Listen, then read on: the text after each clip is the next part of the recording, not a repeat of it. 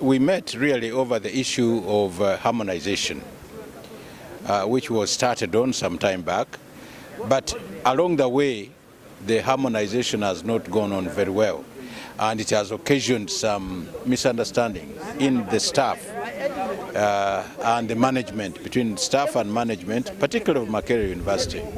So today we met, first of all, to understand the reasons why this misunderstanding has started, but also to find a way of how we can sort out this misunderstanding. I'm Robert Kakuru, the chairperson of Makerere University Academic Staff Association and the convener chairperson of the Joint Staff Association.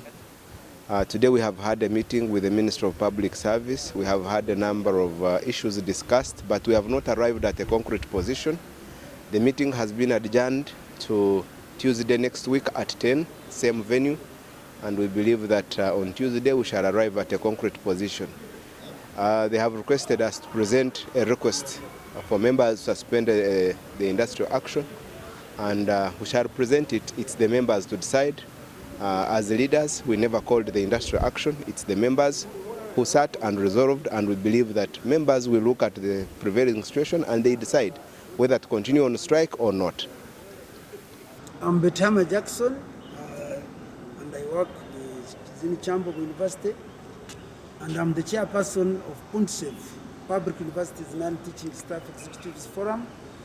And I first really thank His Excellency the President, who came up with the issue of salary harmonization, whereby he directed that salaries in all public universities should be harmonized. And this goes that at least every employee that works within a university at a certain rank or title should earn the same money like as his counterpart in any other institution. Budget was made, and this attracted 61 billion, which government released in this financial year at the beginning. But when the government of Uganda released this 61 billion allocated to different universities, it caused anxiety within different managements of different universities. For example, Makerere decided to do it the way that was not really expected. Lira, there are complaints. In Barara, there are complaints. I believe there are also in other complaints in other public universities which have not come out. But we appreciate the Minister for Public Service invited us here today, and we had a meeting in this afternoon. There are things which have come up and which have been really a nightmare for within our different managements. For example, the issue of harmonization in Chambo University has not been there. The Vice Chancellor and his management decided to divert all the money, leaving nothing totally. They diverted the money to recruitment. And we have a letter to that effect where they were seeking clearance from public service to divert the money to recruit lecturers in science. No, that is not possible. Much as maybe it may be a wish of Kiambogo to use the money for recruitment of staff, I don't think it's viable. The money was for salary harmonization, and it should do that. It's not enough really for recruitment. It is not, because it doesn't augur well if you recruit staff and pay them maybe from that money for about 2-3 months, and the 4th month you can pay them. So I think that is going to be corrected even in our Tuesday meeting, so that the money specifically is for salary harmonization from the lowest up the top. Issue that came up was the issue of minimum qualifications, which we are contesting. In Makerere, they are laying out about 1,200 staff whom they claim that they don't have a minimum qualification of Singapore. But these are people who have been cleaners, office attendants. and we are recruited long ago, some in the 70s, others in the 80s, and the appointments board that really recruited these people by then, they had standards where these people merited. And we are saying really, if this person has an appointment later as an officer tender and he has grown to 50 years and is about to retire, why doesn't he be kept in his or her position? For example, for us in Chambogo, we'll run our scales from M1 to M15, rather PU 15 up to PU 1. PU means public universities. That's our scale. And our lowest staff is in PU 15. But Makerere goes up to 2022. So we are saying let these people also come to PU 15 like it is in Chambogo, so that they cannot be laid off and they can earn the salary that is there for PU 15. You cannot pay someone a higher pay which requires a higher qualification, you see, when that person doesn't have that qualification. So that one I think became clear. And what we are saying, okay, if the changes are that staff should upgrade their qualifications, then yeah, this is okay, it is normal, it happens. But then to do it smoothly, really, we may give some grace period, requiring staff members who are willing to upgrade, and then they can move to those higher positions which they are aspiring to. And those that can't, maybe because of age or they're about to retire, then they don't have to upgrade. They wait.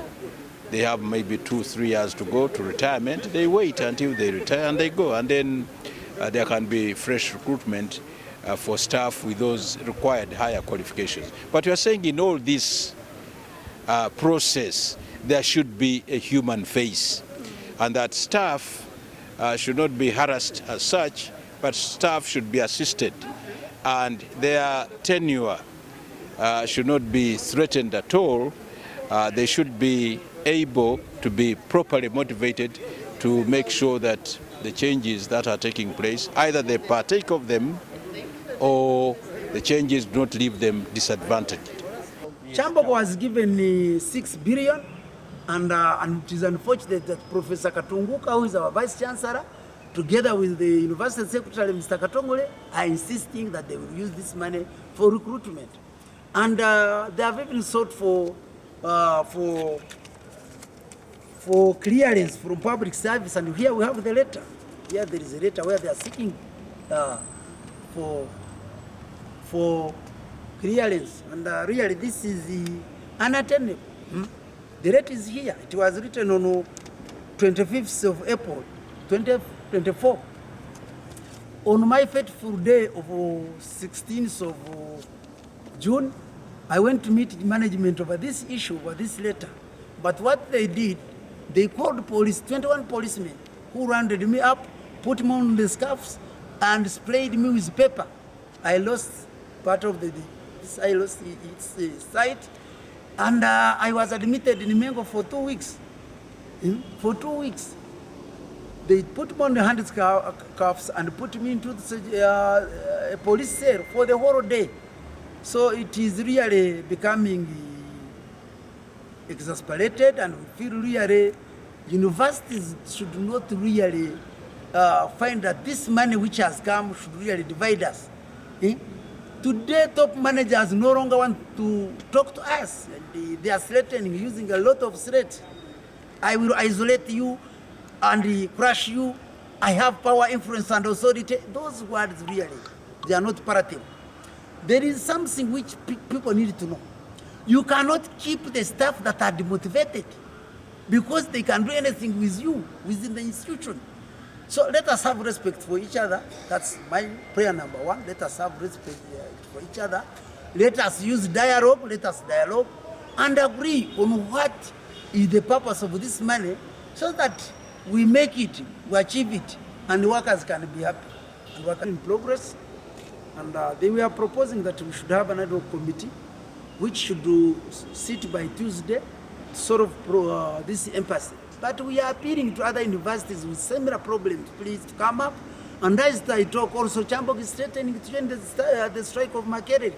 So we would not wish to have an issue where all public universities are coming to strike over salary harmonization.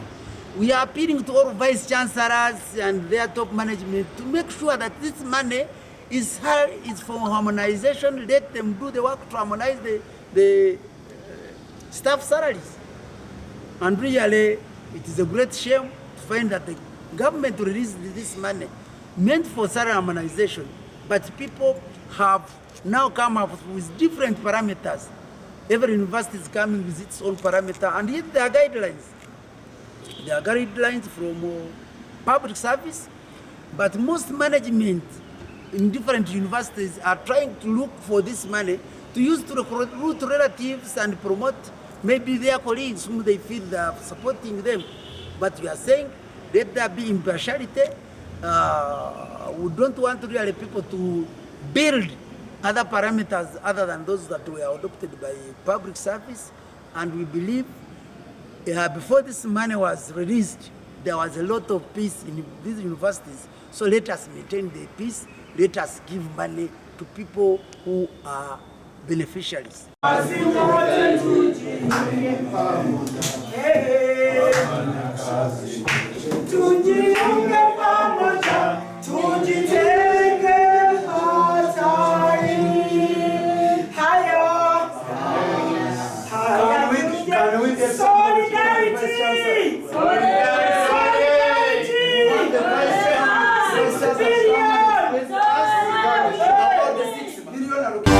Solidarity!